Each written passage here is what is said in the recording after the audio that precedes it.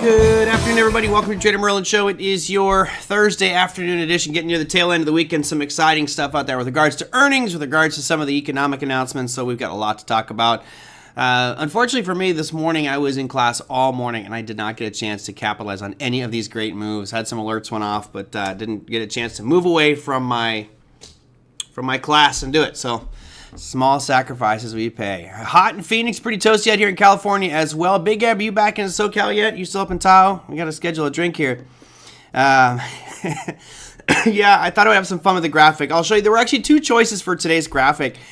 This is the one, the return of the shoppers. And I just said, show me some shoppers going crazy in a store, and I like this one. It's kind of funny if you look at the picture. She's actually like inside the shopping cart if you look at the way that they did the frame, but I love the panic crazed look on her face. That's great. That is kind of maybe clickbait, because when you look at the final numbers for today, it was actually pretty good for the retail sales numbers. However, it wasn't like an astronomically large number. The good news for anybody who follows retail sales is we've had this kind of 3 months in a row of worse retail sales. Now, it wasn't dramatic, but again, trend is your friend till the bend at the end, right? So let's look at the fundamentals data here. That's going to start with retail sales, and I want to just show you this chart here.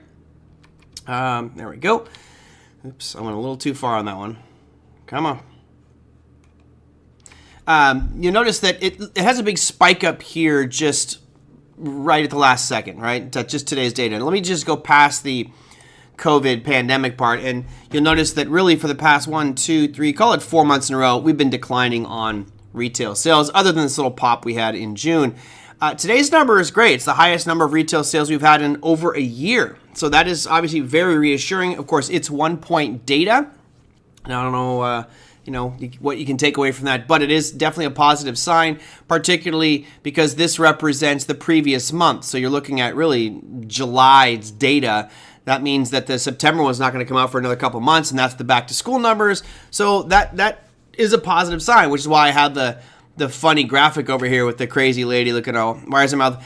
This is AI for you. AI, Daryl, does all kinds of strange things with graphics. So I did another one. Oh, well, hold on a second. I did another one here, but I'll show you in just a second because I want to reshuffle my deck here. But this was the second one that I was going to use. I said, show me a cartoon of a bunch of people buying a bunch of stuff. And man, they really made some mutants out of these people. They got like double faces going on over here. It's et cetera. So that's a strange one. But anyway, the retail sales numbers looking pretty darn good. And again, it's 1 point data. It's not the end of the end of the downslide by any means. But the good news is we're back above zero. Now, I did want to take a second, as I've done before. I'm going to go right past the pandemic. You notice we are it feels like we're certainly lower than we have been, but that whole pandemic piece just changed everything. So let's go back pre-pandemic and see what the numbers look like. What were the high points? And I'll just scroll all the way back from 2008 through 2017. Actually, is it 17? 2020. So we're going right before the pandemic. There we go. Basically 12 years. And right now we're at this 1.0, which you'll notice that going back the last decade is actually one of the higher points. You can see that back in 2019, we had one bar that was above it up to 1.6. 2017, we had one bar that was above it at 1.6 as well. It seems like every year we get a surge, at least one bar. Now, all in all, we should all feel pretty good about this because we are a spending economy. And the more spending that happens, the better this economic data is going to look. Now, for all of us, I would say I think we'd all agree we like the economy to do well, right? I like drama in stock markets and economies. I like the stress. I like the big wild swings and fluctuations. But all in all, I want the markets to go up. I want everyone to prosper. I want the cost of foods to drop. I want people shopping, which brings on more employment. That means they'll hire more people. That means salaries are going to start to go up. So it's just kind of a win-win-win when we have this retail sales number. And I think that's why we saw such rejoice today in the markets. Of course, Bitcoin took a bit of a hit here. I'll get to that in just a second on that one.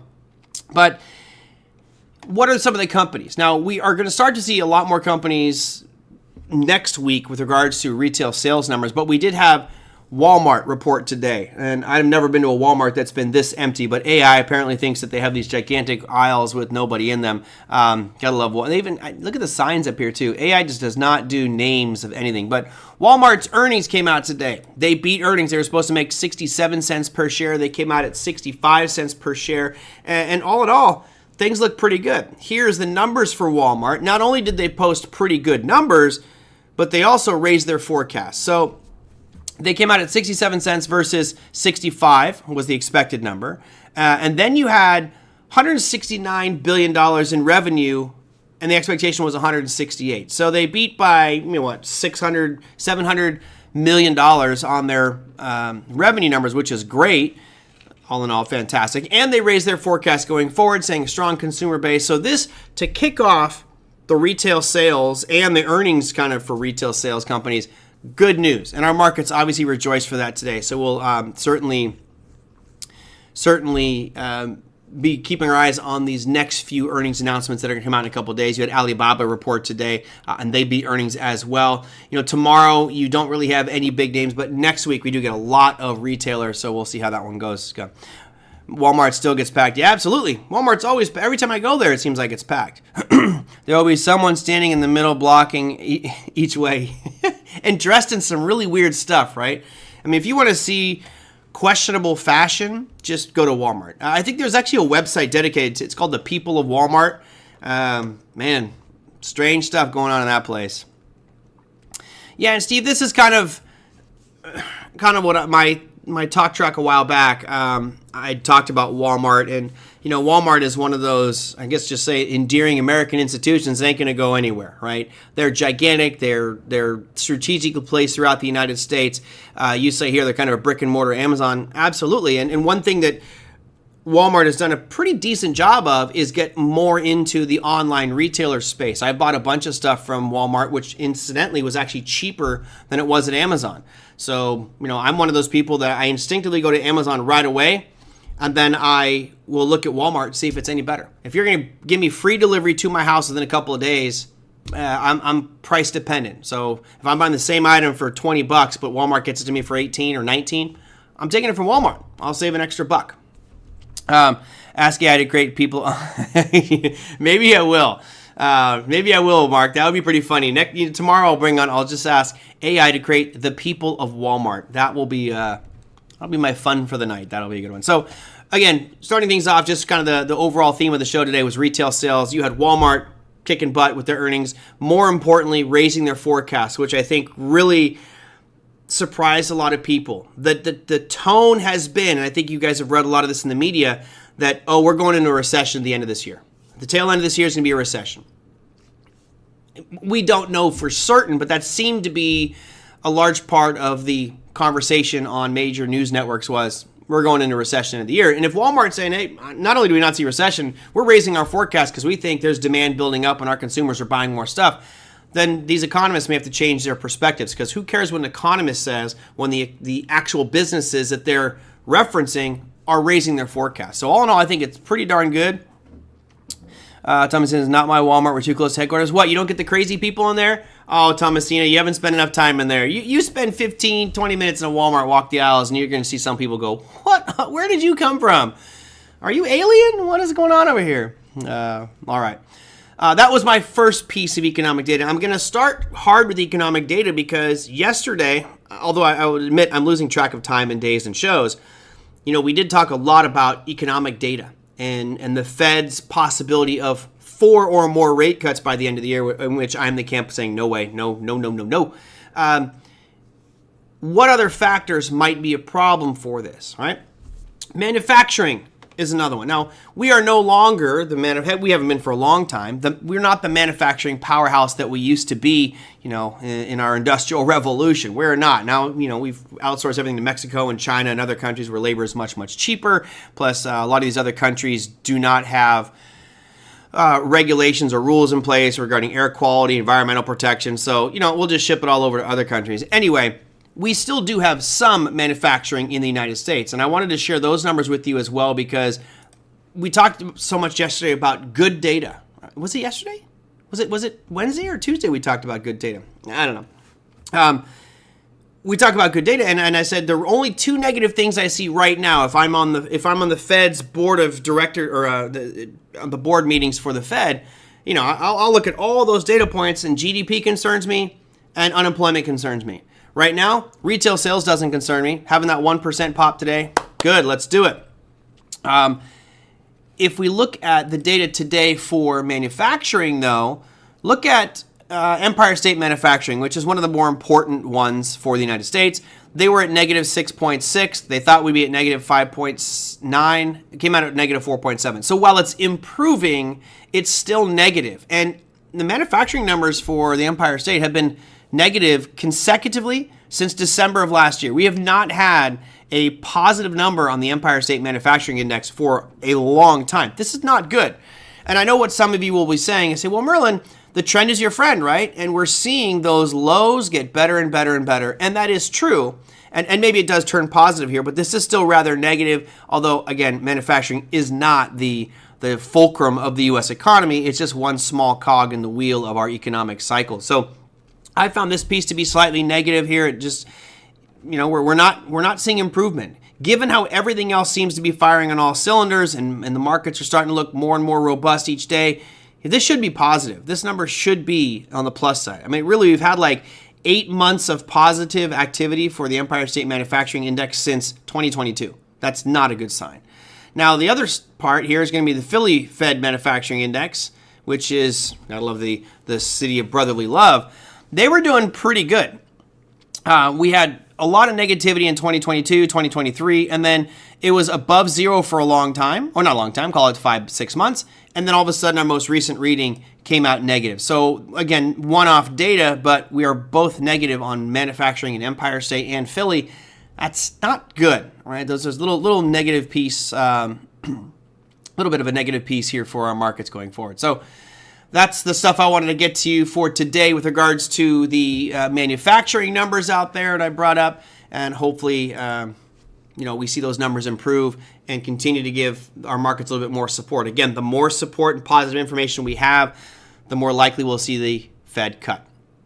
All right, Alvin says, pardon my ignorance, but does the Jackson Hole event usually have an impact similar to the Fed meetings? Yes, it does, Alvin. Absolutely. Jackson Hole event actually absolutely does have a big impact. Now, most of the stuff that comes out at the Jackson Hole event, let me bring it up for you guys right here. SYMP will bring up the home page for that one for you guys, just so we know, because it's coming up next week, which I will be making maybe a little special show on it. There's your Jackson Hole Economic Policy Symposium. Now, most of the statements that are going to be made are already public knowledge, right? We already know what they're going to say, although some of the data the most recent data might change that talk track.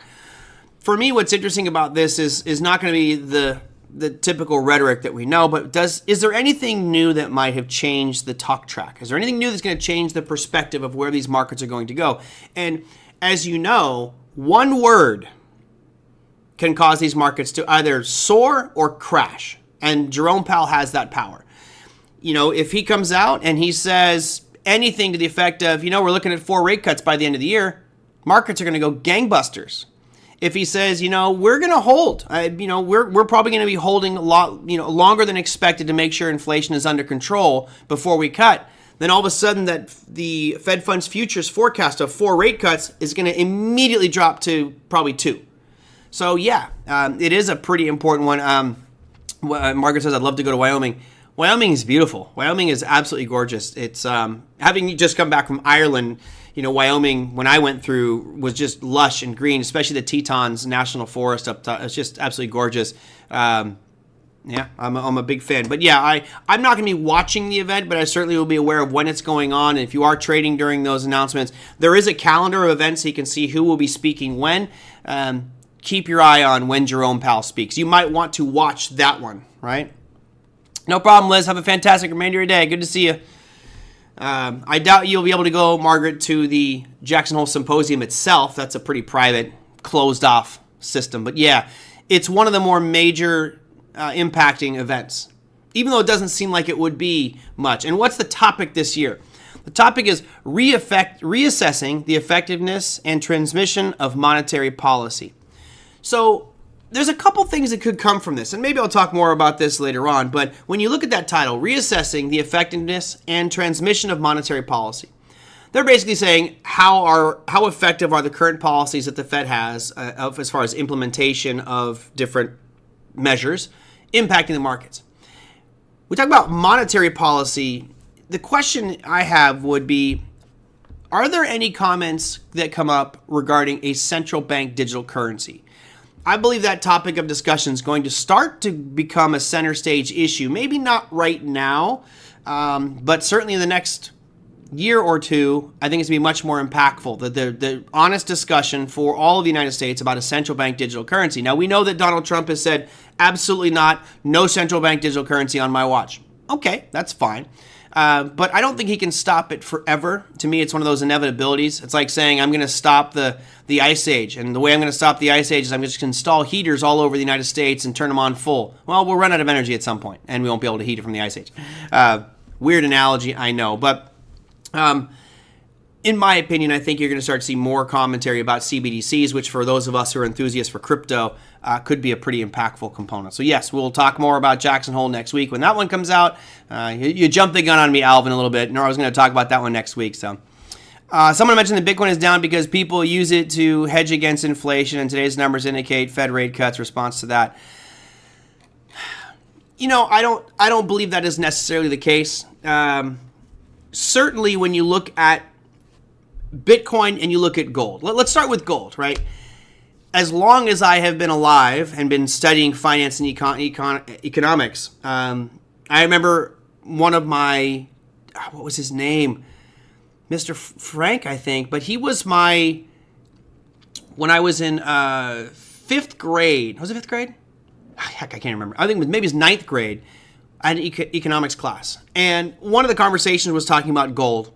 And his talk track was that gold is a hedge for inflation. When people are scared about an economy, they think it's going to go down, they go to gold. And that, to me, has stuck with me ever since. I learned that all through college. I learned that through my investment companies I work for. It's always been this hedge, right? Gold is your flight to security. That's what it's called, the flight to security, which is ironic because it's kind of a misnomer. When you say flight to security, gold can be incredibly volatile. It's not like it's stable pricing, you know, it's got some big swings to it.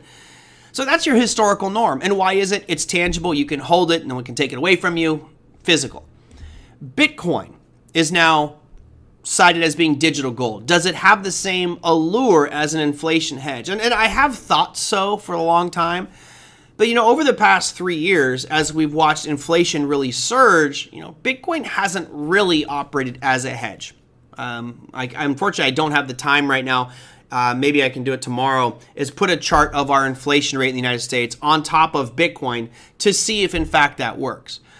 What it feels to me is happening now with Bitcoin is it's more of, I now have another asset class to migrate into. So when we have an equity market sell-off, it's not like the money just disappears, right? When the markets tank, that money is going somewhere, and historically would go into bonds or would go into gold, depending on overall market conditions. Now it seems like maybe Bitcoin will take part of that gold seat at the table. I'm not sure. I do, deep down, I still believe that it would be an inflation hedge.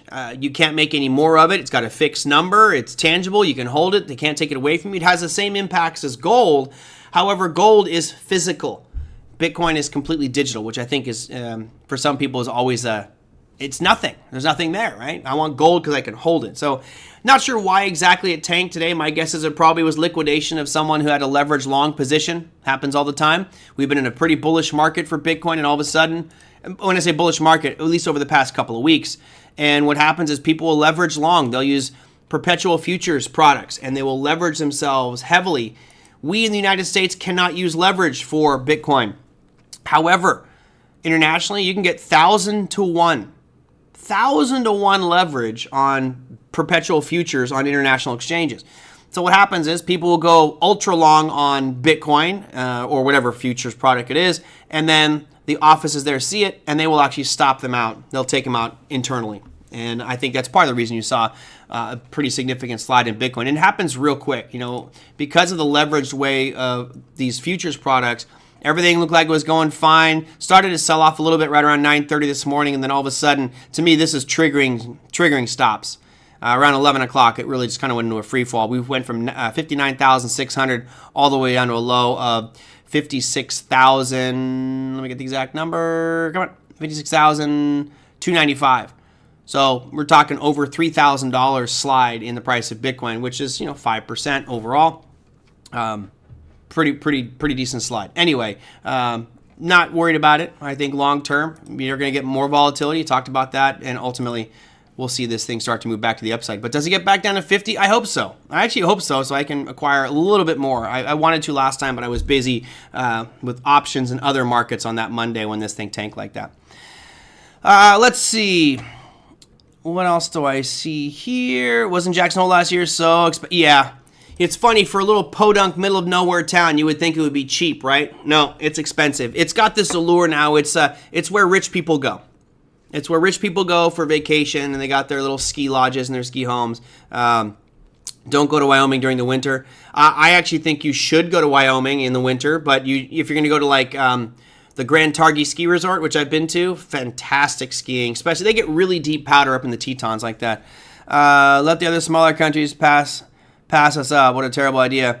All right, what are we talking about there? The backdrop during interviews is so beautiful. Oh, yeah, Wyoming. Finally, I get to watch you live. Usually, thanks. Good to see you, JB. Good to see you. Jackson Hole is awesome skiing. I was there the past March. Yep, love it. I certainly do love Grand Targhee. I've been there one time. But Mark said, if it gets to 50,000, do you see it going down in a downtrend? Mark, it's a great question. You look at this price chart of Bitcoin, right? And you guys all know my perspectives of trend and price direction. You've got this beautiful uptrend from 2022, really surging in early 2024, and now kind of just lower highs, lower lows. I mean, could I go through here and make a little downtrend channel on Bitcoin? And I'll do something like this. The answer is absolutely yes. It looks more like a flare than, you guys can kind of see the channel. Let me get rid of some of these lines. It's getting a little bit cluttered. But yeah, you can kind of see it's making lower highs, it's making lower lows. It does feel, grand scheme of things, like it does want to go lower at this point. I'm just looking at the factors that could drive it lower, and I don't really see too many. I don't see a dark cloud looming over Bitcoin regarding some regulatory pressure or something like that. I just don't see it happening. So, my gut tells me we're going to continue to the upside for the going into this election, particularly as I mentioned, because we have such positive comments from prospective presidential candidates. But trend is your friend to the end at the end, and right now you're kind of in no man's land. So I do think when you get down to that 50, that'd be another buying opportunity for you. Could it go lower? Absolutely. And I've had these levels mapped out here at 42,500 and 39,003, where those could also potentially be stopping points for Bitcoin going forward. Realistically, I don't care. And I know it sounds awful to say. I really don't care because, again, my target is where I'm going to put this vertical line. As I mentioned, I believe, and I stick by it, I believe that by November, which is here. Oh, that's 2024. Let me get to November 2025. 1 second. I already have it. By the time we get to this goalpost right here in November of 2025, my belief is that we will be at 250,000 or more. So I don't really care what it does between now and then. I actually thought, as you rewind the show, you guys all know, you call me out when I say things. But I said earlier this year when we did the halving in April that we'll probably go sideways to down for the next few months. And we're getting to the end of that, where I do believe you're going to start to see it get back to normal and start to move back to the upside here. But yeah, I mean, some could argue this is a bullish flag pattern. If we look at this on, let's say, a weekly time frame, bear with me as I do some work here. You could argue that's a bull flag. You've got your big impulse move to the upside, and it's a little wide at the top, but still, it still pays, still looks the same to me. Want to bet a beer on that, Kenny? What, that we'll be at 250,000 by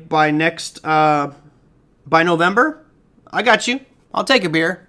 Sure. And funny part is, Kenny, deep down, you hope I'm right, don't you? Because I'm betting that it will be. You're saying it won't be. I'm glad they will take that bet right now, mark it down. It seems like when I bet viewers, I lose. But when I bet Bill Addis, I win every time. So maybe I should make this bet with Bill Addis. But yeah, Kenny, happy to take that bet with you. It's always nice to go. Where do you live, by the way, Kenny? Where do you live? It might be a while before we have beers. I still owe one from gentleman up in L.A. and I got to get to Big Eb down in San Diego. But we'll definitely. I'll bet you beer on that one, sure. Absolutely. As Joe says, just buy the dips. I'm in that camp as well. I think, and not with all cryptos, guys. With Bitcoin in particular, just buy the dips. Okay, let's see. What else do I have here for today? Boston. Just a short fly away. All right. I haven't been in Boston quite some time. I do love Boston. My girlfriend used to live in the North End. It was fun times in that old North End. Gotta love the Italians. All right, let me run through our top 8. Of course, that was the weakest one out there was Bitcoin, down 3.15%. It all happened fairly quickly. I'm not really that freaked out about it. One thing that separates Bitcoin from so many other asset classes is leverage internationally. Remember, because Bitcoin's on a blockchain, almost everything is transparent. So when people use these leverage trading sites like Huobi, KuCoin, Bybit, and you can get 50, 100 to 1 leverage, it's visible. It's disclosed information that, oh, here is the liquidation price. And those can be liquidated and taken out at any time. So all it takes is a collective effort from a few whales to look out there and say, wow, there's a lot of people that we can stop out right here. Boom. And they just hit them, take them all out, and you get a big sell-off in Bitcoin's price. That gives it extra volatility. And we talk about its ability to be manipulated. Yeah, that's one of the major drawbacks at this point. What will hopefully happen in the next few years is, again, more dispersion of ownership. Therefore, these big swings will not be as significant. But let's be honest. Is anybody that holds Bitcoin? You type in yes or no. I know we got a lot of people who hold Bitcoin. Does a 3% move in Bitcoin frighten you at all? Right? Like a 3% move in the S&P 500, we're all going, oh, man, 3%. Goodness gracious. But a 3% move in Bitcoin's like, whatever. That's fine. You get to double digits, you get a little nervous. But 3%, come on, that's trending sideways for Bitcoin. You bet that Tesla's premium is soaring? It is. Mark, I know you. Yeah, so most of you Bitcoin guys, 3% is no big deal, right? They don't even think about it. Not at all. Yeah, I don't either. I was watching it today. I was teaching a class, and all of a sudden, some of the students are like, "Oh my gosh, Bitcoin's tanking." I look over, and I go, it's selling off, but no big deal. We're going to be fine. Everything exactly. Mark says that's every day. It totally is. I wish I could go out here on, I'm sure there's a way to do it, but I don't know. You could go in here and I will bring on the ATR. So let's go to, I'll increase the ATR. Oops. Oh, great. Did I just get rid of it? What happened to my ATR? Oh, it's up top. Give me that back down there. And now let's stretch this out. So you look at the ATR for Bitcoin right now, you're moving 3,689 points per day. So let me just go and give you the price of Bitcoin right now, which is 57,220. Oops, we got to do this backwards. I'm going to take the ATR, which is 3,689, and divide that by 57,220. It's moving on average 6% per day. That's its average, 6% per day. I can't really see it on that screen, but yeah. So 3%, we're less than average. By the way, guys, Infinitely sent a nice message on the YouTube channel. He says, Merlin, with regards to the inflation number, you're not seeing prices decline. You're missing the point. The point is, inflation's still rising. And yes, I'm aware of that, Infinite. I know that with an inflation rate of 3% right now, that means prices are continuing to go up. Now, there's no decline there. Now, some of them are declining. Right? When we looked at used car numbers, there was some of in that table yesterday that actually did show year-over-year declines of 10% for used cars, and there were other market sectors. But overall, inflation is continuing to move up at 3%, meaning as a basket of life goods and services, it's still going to move up, and we should not see it drop until we get deflation. But yes, you are totally right, and I know that. I did not overlook that point. I was watching a report on hackers, and do you think Bitcoin can be hacked? The answer is no. No, the answer is 100% no. Bitcoin cannot be hacked, not even with quantum computing at this level. There are so many different permutations of Bitcoin. Could someone randomly, with a program generating private keys, randomly find an address and be able to get money out of it? Yes, there's that potential. Could someone take my address and crack it and hack that address?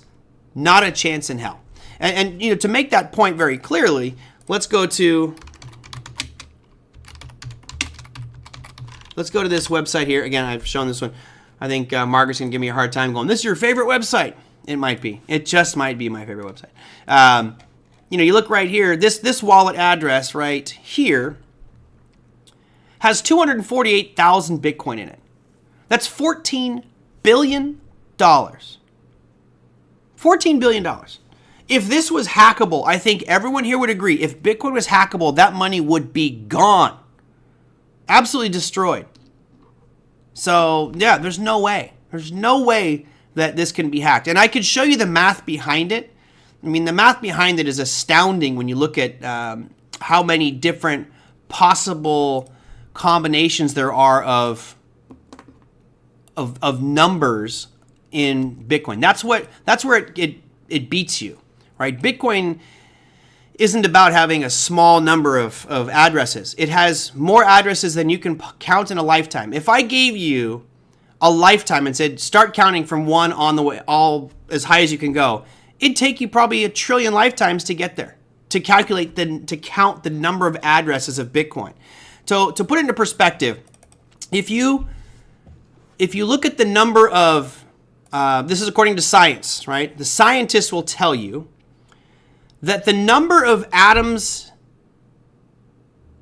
number of stars in the universe is 10 to the 24th power, right? That's 10 to the 24th. That's a gigantic number. The number of Bitcoin addresses, specific wallet addresses, is 10 to the 48th. 10 to the 48th. That is a number that it's 10 with 48 zeros after it. Remember, 3 zeros is hundreds, 6 is thousands, 9 is millions, 12 is billions, 15 is trillions, and Bitcoin has to the 48. No way. There's just way too many possibilities, plus all the private keys, plus the security of the network. You're not going to hack Bitcoin. It's just not going to happen. Can an exchange get hacked? Absolutely. An exchange can get hacked, and they have been hacked. Mt. Gox, Coinbase, Binance, Kraken, all of them have been hacked at some point because that's the central point of attack. Go for the exchanges and steal it from there. But no way is Bitcoin going to get hacked. Great question, but not a chance in hell. Can we deem Merlin as the crypto king? No. You can call me whatever you like, but I definitely know crypto king. When will you take a trade in Bitcoin futures? I don't know. You know what? I've just had no interest in trading Bitcoin futures. I guess I shouldn't have any issue with it. I got a futures account, so maybe at some point. But you know, part of it is I try to stay fresh by trading everything. The only thing I haven't really traded directly recently has been spot Forex. I'll trade Forex futures, right? I think Forex is a fantastic market. I love Forex. But the spot Forex market just makes me a little bit nervous. I don't trust the spot Forex market. I think there's too much manipulation that goes on there on the part of these banks. Part of the, not just the banks, but the lenders, the exchanges that you're trading on. Excuse me. What else we got? Can you buy insurance for your cold wallet just in case you lose the important numbers? Surprisingly, you can. You can. There's a company out there called Nexus. So what you're getting right now is a lot of decentralized finance products, meaning not traditional. You can't go to Geico and get insurance on it. You can't go to, State Farm and get insurance on crypto. But you are seeing DeFi marketplaces offering insurance on crypto. So yes, you actually can get insurance on crypto. Now, I don't know what the terms and conditions are or how much you have to pay, but why not? Why not? Walmart revenue, Michael said Walmart revenue grow, maybe because of inflation. Everything costs more. Obviously, revenue will grow. Well, remember, if it's not necessarily that revenue grows, because if the cost of goods and services for Walmart are increasing, so if inflation is in fact a global issue, then the products that Walmart is getting from China are going to be more expensive. Therefore, Walmart passes that on to the consumer because they're not going to take the loss. So I don't know if necessarily the inflation number is a factor in their sales. I think the way that inflation impacts their sales is you and I are going out saying, hey, I want to buy this and this and this. And you're like, well, shoot, I'm not going to buy the expensive stuff. I'm going to buy cheap stuff because it's too expensive elsewhere. And you're going to go to Walmart. So I don't think that the inflation numbers have impacted their sales from the perspective of earnings per item. I think what it's done is it's increased the number of customers per store because we're looking for cheaper alternatives. We're trying to save a couple of bucks here and there, and that makes sense. I may be wrong, Michael, but that's just my take on it. Let's see, what else do they have on here? When will you take a trip? I got everybody's question. Okay, got them all. So yeah, this whenever someone says it can be hacked, you just look here. If it could be hacked, all of this stuff would be gone. I mean, it's not like that's just one big wallet. Look at how many there are. I'm going to count the number of wallets with over $1 billion in it. $1 billion. There are, right now, 51 wallets with over $1 billion. If you were a hacker, go for it. Try to steal one of these wallets, man. That's insane to me that there's that many wallets. And some of these 14, 10, 8, 7, 5, 4, multi-billion dollars worth of Bitcoin. So, yeah, it's not going to get hacked. Not going to happen. Mark my words. JD says, do you trade options for income? And if so, do you sell a covered call but wanted to keep the shares after a stock passes your strike? What tool do you use to figure out the best rolling? I don't roll. I just go with it. For example, I've got some CrowdStrike right now, and I sold the 252 calls against my position. This has been a great trade, by the way. Even though it seemed at one point it was underwater, I made the point that I like CrowdStrike. I think they'll bounce back. So I sold multiple puts on CrowdStrike. I was exercising all of them, so I was in 300 shares of CrowdStrike, and I sold the 252 50s. I'm not rolling it. I could right now. I do believe CrowdStrike's going to go higher, right? So let's look at that one real quick as an example for you, technician. Oh, just JD. CRWD. Right? I think CrowdStrike's going higher. I was really hoping today that we'd see this drop back down below 52.50. Right? That's really where I want it to go. But apparently it's not going to do it. I have until tomorrow. My options expire tomorrow. I sold this like over a week and a half ago. Or maybe a week ago, I got some great premium selling those calls against it. I collected a ton of premium selling the 252 50s. It's funny, I've never really done this one. When we got down here, because I was already long at 252.50, I ended up selling puts that were 30 points in the money. I sold the 252.50, so all my average price would be 252.50, but I collected $40 worth of premium. $30 worth of premium on that one per contract. So that was great. Now that CrowdStrike is above 252.50, my shares will most likely be gone tomorrow. Now, could I, JD? My belief is we're probably going to see this continue to move up, although we're right at a supply zone right now. We're right at the origin of this big drop here, so I may actually end up with these shares again tomorrow. But could I buy back those call options and just let this run like I think it's going to? Yeah, I could, but I don't. I don't roll. I just let it go away from me. So I don't know why that is, JD. It's just the way I've done things. No problem, Margaret. Happy to share my trades with you. I'm happy to share the trades. Yeah, I've got a pretty good day tomorrow. I got a whole bunch of options that are going to expire worthless. I sold a bunch of QQQ puts. I sold a bunch of XLK, a ton of SLV. I sold some Rivian call option. I sold Rivian puts at 1250. It's going to be a great. I'm looking forward to tomorrow. I really hope the markets sell off tomorrow. I mean, my options are all going to expire worthless, and I've got a lot of them. But I actually do want to keep my CrowdStrike. So I'm hoping that CrowdStrike drops like 4% tomorrow. Let's see it get below 252.50. And then what I'll probably do, well, we'll see what the strike price is if I get it tomorrow. I'll cover that with you on tomorrow's show. Merlin, where do you get a loan for Bitcoin? So you can, there's a lot of different sites that you can go to. Let's use Curve. It's called Curve Clik.fi. And depending on, I haven't used this one in a long time. You can go here, lend. And let's see if it's going to do it for Bitcoin. Most of the time it will. Let's go to BTC. Not going to let me do it there. What was the name? It's the Finnish word for ghost, Aave.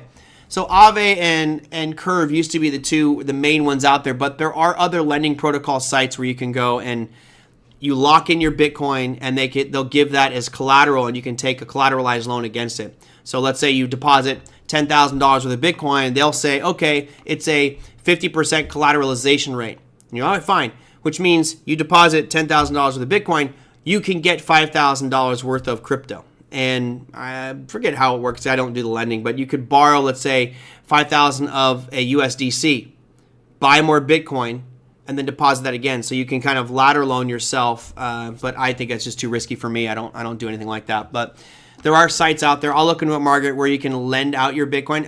One of the primary ones where you can lend your Bitcoin, Crypto.com, right? You can look at something like Crypto.com, which is a lending protocol, though it's a little bit different. Crypto.com, and I'll bring it up for you just so you can see how much you can make by keeping your Bitcoin there. Let's go to products, go to Crypto Earn. Now they don't display this as a loan, but that's how you're getting paid, right? So if I go my standard rate here and let's go Bitcoin, let's say you put $5,000 of the Bitcoin in there, and let's say you have no CRO tokens, and you lock it for 3 months, you'd make 3.2% per year. Not bad, right? Better than nothing, knowing you're going to hold it. If you lock it in for 3 months and you do own CRO tokens, which I do, you can get up to 6% per year for your Bitcoin. So, right now, let's just see what I got. I think, so I could be making $223 a week in interest on my Bitcoin. But here's the thing. I don't trust Crypto.com. I do not trust Crypto.com. I'll say it one more time. I do not trust Crypto.com. Look, some people in this room can feel my pain, and I apologize for hitting on this nerve. You probably just got PTSD from this, but Celsius, Voyager, and BlockFi all went bankrupt, and they were all lending protocols. Crypto.com is a lending protocol. They're taking your money, and they're doing something else with it behind the scenes to loan out that money. And how are they paying me? How would they be paying me 2.9% on this? Oh, is that the rate dropped, optimized. So I only get 2.9%. Whereas if you have a smaller amount, let's go to 5,000. Notice you get 6%. So there's caps on this. Over a certain amount, they won't pay you. Because if it was 6%, I would actually seriously consider dropping some Bitcoin there. But I just don't trust them. If it's a lending protocol, what are they doing with my money? That's not disclosed. So there you go. Oliver says, like the banks, exactly what they're doing, right? They are a crypto bank. They're taking your deposits and they're lending it out somehow on the back end. So there you go. So GD, I hope I answered your question. Chio, I hope I answered your question. No problem. That's higher interest rate than Chase and Wells Fargo. Absolutely. Here's another one for you guys.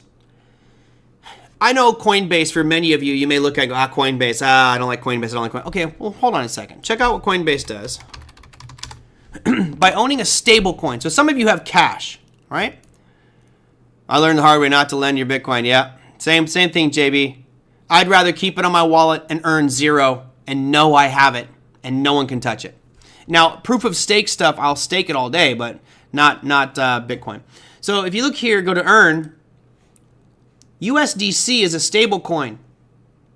Right here. USDC is a stable coin. That's going to stay at $1. They're paying you 5.2% on this. So, if you had dollars, you could simply convert it to USDC, which is a digital dollar, and earn 5.2% interest on this. And again, they're lending that out somehow and making money on it. But I feel much safer, personally, with Coinbase. I don't think Coinbase is going to up and disappear like Celsius and Voyager. There's too much money. There's too big of players involved with Coinbase. I don't think they would fool around with you like that. So, if you got some crypto sitting around you don't want to do anything with, park it in USDC, which has almost zero risk because it stays at $1, and earn 5.2%. Better than Wells Fargo or Chase, that's for sure. Joe says, yeah, Voyager burned me as well. That's unfortunate. You lost 0.8 Bitcoin. Ouch. I lost quite a bit. My numbers overall between Celsius, Voyager, and BlockFi was 70 grand.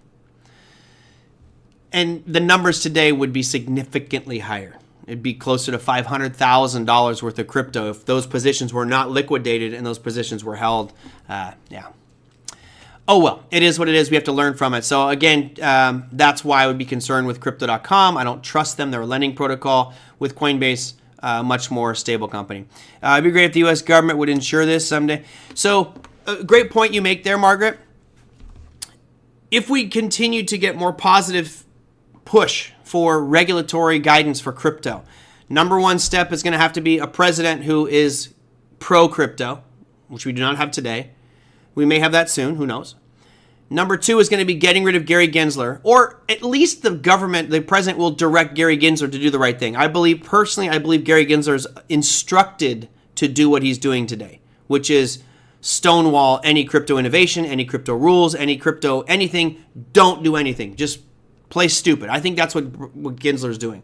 If we get rid of Gensler and a new SEC chairman comes in there and says, here's what a security is. These cryptos are securities and these ones are commodities. The ones they say are securities, if they put the label of security, and this may be hear me out, guys. Partially, I believe this is the reason. If the SEC labels Ethereum as a security and says it's a security and Ethereum passes all the rules, guess what they have to do? It would get SIPC insurance. SIPC insurance. So now it would be protected federally as an investment. And I believe that's part of the reason why the SEC will not label things as security. They're just like, oh, it is, it isn't. They don't want to be clear because they don't want to lock themselves into anything on this. Because if it's a security, it would now be covered under SIPC guidance. So send Gensler to Haiti. Chuck Schumer said he will push Bitcoin a lot. I did not see that one. Did not see that one from Schumer. Anyway, positive things are happening in the crypto space. So I'm again, the sell-off in Bitcoin, who cares? I'm more optimistic for the longer term. My target is, a year or so down the road. All right, I've got 12 minutes left. I did not cover our markets. Let me go from the bottom. We already did Bitcoin. Dollar index today had a little double bottom here on Wednesday's session. Now all of a sudden we followed through with this kind of hammer on yesterday. Nice follow through today at 0.47%. Again, I don't know if we're done. We've just kind of double tapped, almost triple tapped down here at these lows right around 102.34 on the dollar index. Again, I'm perplexed. I don't have an answer for you guys. I do not have an answer for you here. The question is this bullish or bearish right now? Well, it just feels like overall we're really sideways in the dollar index. Shorter term, it's lower lows, lower highs. But we just got a double bottom right here. Well, maybe we get a bounce. I don't know. If we can get above, let's say 103.50, then my sights will turn to more bullish, and bullish for the dollar, bearish for the markets. And then you got gold. Not making any new highs today, but still holding in there. That trend looks great to the upside. 0.51% increase for gold. Crude oil on the day, 1.5%. That's great. Keep going, gold. Keep going, oil. We love it. This is just further consolidation. I'm going to keep those lines in there, even though it breached this uptrending line on the bottom back in August, early August. I'm leaving it. It feels like just compression, which means big breakout one way or the other soon. Close to the podium, S&P was up 1.65%. Beautiful run. Notice right where we came into today, guys. Right where we came into. Bam. I'm busting out my short guns tomorrow. Just potentially, if I start to see some hesitation and roll over tomorrow, I'll be shorting these markets. I hope it happens because I'd like to see CrowdStrike under 250, 250. All my other positions, it would be almost impossible to hit those. Your 10-year. You had a nice up in the yield of the 10-year. Of course, this is still well below that 4% at 3.919. All in all, looking good on that 10-year. Slight tick up today, which does impact market rates, but we won't worry about that right now. And then second place, NASDAQ, same thing. You came right back up to an area of supply. It's just about in that supply zone, in my opinion, sitting right now at 19,581, 2.44% again. We talked earlier this year, what do I expect? I said lots of volatility. Man, we've had a 12.8% swing in the NASDAQ in just 8 days. That is, I nailed it there.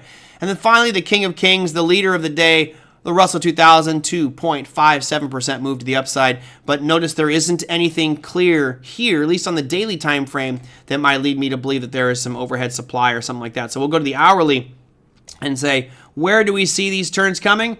Well, not a lot of great stuff. I think you're actually in one right now. So I'll put the little horizontal lines here, and those are kind of the points where I think you'll see it turn. I'll zoom out to our daily here so you can see the bigger picture, and lo and behold, now we have a little bit of a roadmap for our Russell for the next couple days. But it looks to me like most of these major market indexes, S&P, NASDAQ, and the Russell, all coming into overhead supply levels. So maybe lighten up on the long positions, get ready for a little bit of a correction. Not a crash, but just a little bit of a pullback here for your Friday session. Let's see. Schumer said he will vow to push a Bitcoin law. I did not see it. I will look it up. I think the more rules we have, the better. The more rules we have, the more likely businesses will open up their doors to Bitcoin and crypto. Again, I've made this point. Businesses right now are closing their doors to it because there's so much regulatory uncertainty. Will they get busted for buying crypto? Will they get busted for doing transactions in crypto? I don't think a lot of businesses are like, I'm not touching it yet. But as soon as we get clarity, Bitcoin is X, Y, and Z, Ethereum is X, Y, and Z, and it's clear, businesses are going to go, all right, we'll take it. Bring it on. Let's do it.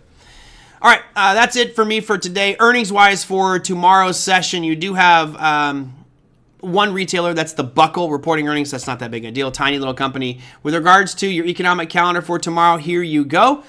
Bringing up the 16th of August. You don't have a ton of huge announcements, but you do have building permits, you have housing starts, University of Michigan consumer sentiment and inflation expectations.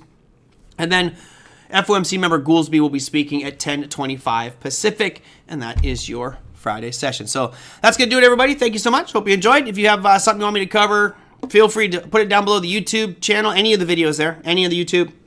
Or you can email me at TraderMerlin@gmail.com. If you are new, because I see some new names out there, hit that like button, hit the subscribe button. I will see everybody tomorrow. Take care.